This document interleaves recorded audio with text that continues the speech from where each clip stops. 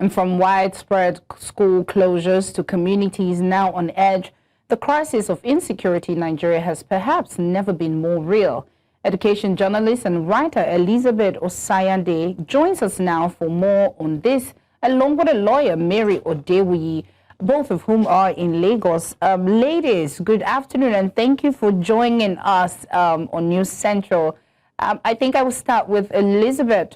Elizabeth, in your view, what community-based or school-based security measures should be integrated into national strategies to prevent these terrorist attacks on schools while also preventing uninterrupted education?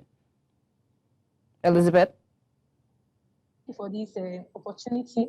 Yes, and so many things have been spoken about this insecurity happening in Nigeria today. One of the things I feel that we need to do is sensitization of the students and people in school. You say people, yes, it's not, we are looking, the issue of insecurity is going beyond what we imagine. I wrote earlier in my WhatsApp post that it's beyond the numbers. So we have to go back home and sensitize our children or our people or our students. First of all, they should be conscious and they should be open to speak out. Before this terror happened, there must have been some back-end communication. We have seen some allegations that communities, some members of the community are aware of these attacks before they happen. So schools and institutions need to take the issue of security to schools. Students need to know what to do when they hear anything that is going suspicious activities in their environment. So there is need, as we have English language, mathematics, there is need for us to bring the issue of security into our curriculum, teaching them what to do, how to do it, and to report any suspicious activities in their environment.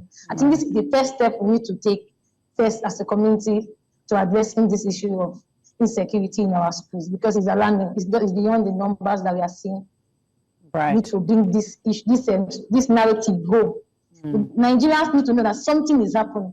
So for some parts of the country, especially here, let me say where we are in Lagos, most people do not know the gravity of this insecurity that is happening in the country. So we need to bring home the issue of security, what to do, and the menace that insecurity is posing in our community.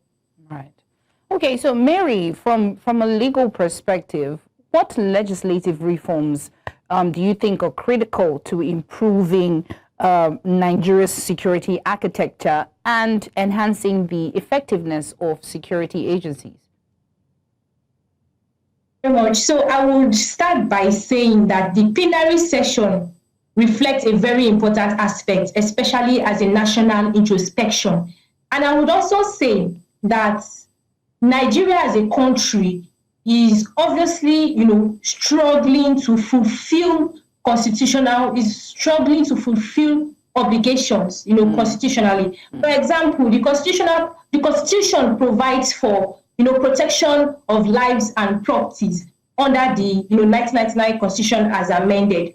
But it is unfortunate that these things are being struggled to meet up with. And that is why personally, I've always been of a strong opinion that state policing is a more viable alternative for Nigeria. Okay. Elizabeth, how can the government ensure that, when schools reopen after closures due to insecurity, because you had mentioned that, they need to teach the students how to, check their environment and all that, but how can we ensure that, that the government ensure that when the school reopens after closure due to insecurity, vulnerable groups like female students feel safe and supported to return back to class? Elizabeth? Yes, can you hear me? Yes, I can hear you. Did you hear me? Yeah. Yes, sorry, I think I got logged out due to network fluctuation. Yeah. Yes, if I heard it correctly, you say, well, how do we... how can the government ensure that when the school open, that vulnerable groups like female students, pregnant women feel safe and supported to return back to the class? the issue of counseling and guidance and counseling come into place. While the schools are being shut now, government and other institutions and stakeholders in the academic industry should go back and put the structures in place. These girls have been abused, they have been displaced. So the issue of guidance and counseling come into play. When they come back, they should be put into sections, made to speak, not coerce. So I think as the schools are being shut, we should go back at the drawing board or back at the back end and put structures in place. These children, when they are coming back, they should feel safe that the environment is secure. They should feel safe that they are being integrated back to the community. So they need to be put either therapy, put into therapy, encourage. There are some notions that there are some things that escalate this insecurity, poverty, family breakdown. So all this, if the government and institutions can address this security, the issue of victimization of this should be eroded. Anybody that victimize them or stereotype them should be sanctioned. And the last one, like I mentioned, which is the first and the last, the issue of guidance and counseling. These people should be made to go into therapy, encouraged before they are integrated back into the society. Thank you. Okay. And Mary, as a lawyer, how can lawmakers balance the need for stronger security laws with protection of, civil liberties, especially regarding proposals like, decentralized policing and regulation of ransom negotiations?